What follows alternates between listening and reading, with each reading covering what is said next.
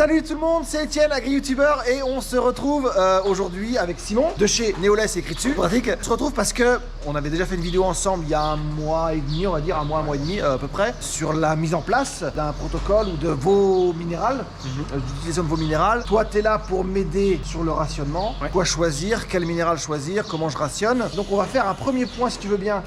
Aujourd'hui, un mini bilan, ce qu'on a mis en place, est-ce que ça a donné sur les résultats. On va prendre les résultats, tu les as empilés.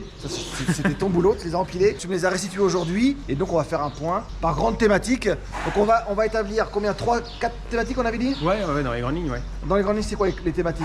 Donc dans la production de manière générale, par rapport au stade, la marche complémentaire. Très très important. Ce qui était les démarrages en lactation. Ouais. Et vraiment les non-délivrances qui t'ont continué. Ouais, voilà, exactement. Donc on va faire ces 3 points là. Tu vas en rajouter un peu dessus, on enregistrera. Et puis on démarre maintenant, si vous êtes prêts, on commence. Donc on commence tout de suite avec la production de lait par vache laitière. Le bilan c'est, donc on a commencé à bosser ensemble mars, il n'y avait plus d'ensilage d'herbe, donc on avait fait ce qu'on avait. Tu avais déjà un peu d'acidose sur les vaches. Sachant qu'on a toujours eu ici un peu, une acidose, je sais pas comment on pourrait appeler ça, mais... latente. Voilà, exactement. Et donc en fait, vu qu'on passait sur une ration avec foin et ensilage de maïs, c'est un truc qui fermente encore plus, donc il y avait un besoin de sécuriser. En production corrigée par l'étau et ramené à 6 mois de lactation pour les initiés, on a démarré en février, c'était à 35 kg. La transition n'a pas été facile, mais elle s'est faite, on est descendu à peu près à 34 kg. Et en fait, toujours en lait corrigé à 38-32, en avril on a monté à 36 kg. Lait corrigé, donc 38-32 et stade de lactation. 6 mois. Donc c'est à dire que les vaches ont baissé, nécessairement c'est une transition alimentaire, c'est pas toujours facile, mais malgré tout elles sont remontées avec une ration qui est quand même de base à risque.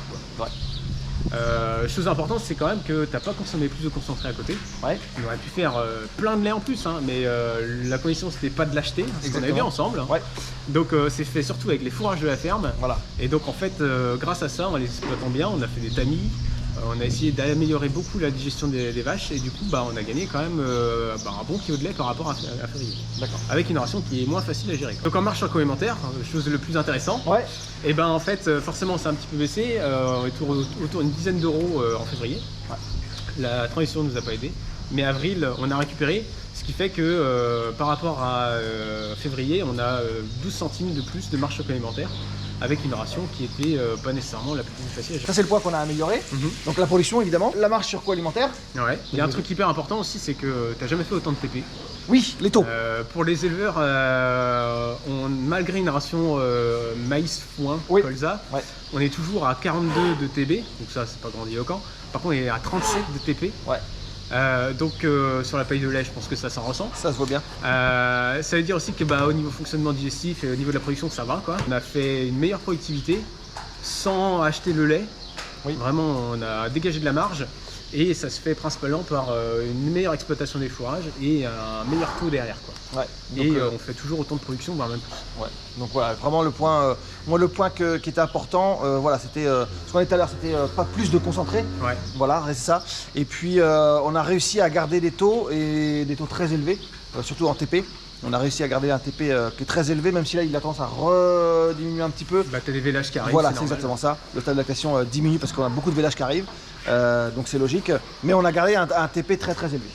Maintenant on part sur un autre point qui était très embêtant ici chez moi, c'était la délivrance. J'avais des gros soucis de délivrance, je préparais pas, alors déjà de mon côté je préparais pas assez bien la phase tarissement et vélage. J'avais des soucis de délivrance. Là on est à quasiment pas loin de 25 vélages, 25 vélages depuis qu'on a démarré avec le nouveau protocole avec notre minéral. On a quasiment plus de problèmes de délivrance. J'en ai encore quelques-unes mais c'est très anecdotique. Donc on a beaucoup amélioré ça et les démarrages se passent mieux aussi.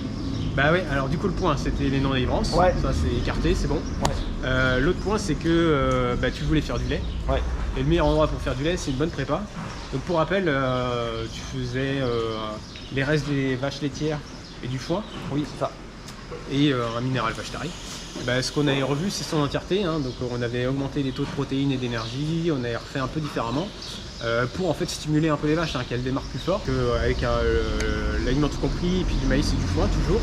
En attendant ton nouveau bâtiment, exactement. On refera le rationnement. On améliorera les choses et puis niveau praticité on fera encore mieux avec la mélangeuse. Et donc grosso modo ça s'est ressenti, donc plus délivrance, ça c'est un fait. Les vélages passent bien aussi. Oui, oui, Et surtout, ça démarre fort, quoi. Ouais. On faisait le point au robot. Ton historique de pic, c'était à peu près une trentaine de kilos sur les primipares. Ouais. Et autour d'une quarantaine de kilos sur les multipares. Ouais. De toute façon, on mettra le schéma. Ouais, le schéma. Et aujourd'hui, on est plutôt autour de 33-34 sur les primipares et autour de 43-44, voire même plus sur certaines sur les multipares. Ouais. En C'est-à-dire démarrage, ouais. On a lâché le potentiel des vaches. Et globalement, on a des vaches qui ont gagné 3-4 kilos au pic, quoi. Ouais. Ça, c'est un. Maintenant, on verra après dans les mois qui viennent. T'as plein de vélages à venir. Voilà, en plus. j'ai énormément de vélages à venir, surtout en juillet, donc dans un mois et demi. On verra beaucoup de vélages. Ouais. Donc on verra, là on verra encore plus. Alors mieux ou pas, on verra. Mais comment ça se passe? Justement, hop, changement, nouveau bâtiment, on est dedans. Vous voyez, il est là, il est juste derrière nous, le nouveau bâtiment, donc beaucoup plus facile pour la ration des taris, préparation vélage. Et j'ai envie de te dire, ça va être le point suivant, comment on améliore encore les choses et comment on sécurise encore les choses. Ouais.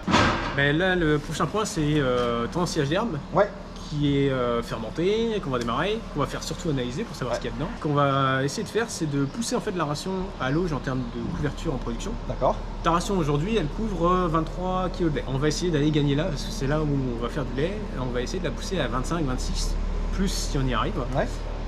Le but, c'est pas non plus d'acheter la ration, mais c'est vraiment de pousser la ration à l'auge, tout en adaptant la complémentation en face, pour aller chercher à la fin, possiblement 32, 33 ou même encore plus en lait. D'accord. Donc on va revoir le rationnement. Ouais. L'intérêt de l'ensilage d'herbe, c'est que ça apporte de la protéine, donc on va voir en fonction. Mais on risque fort en fait surtout même de mettre du colza à l'auge et d'en enlever au robot. Pour vraiment encore gagner de la production de lait. Et le dernier point, c'est tu as plein de vélages à venir. Ouais.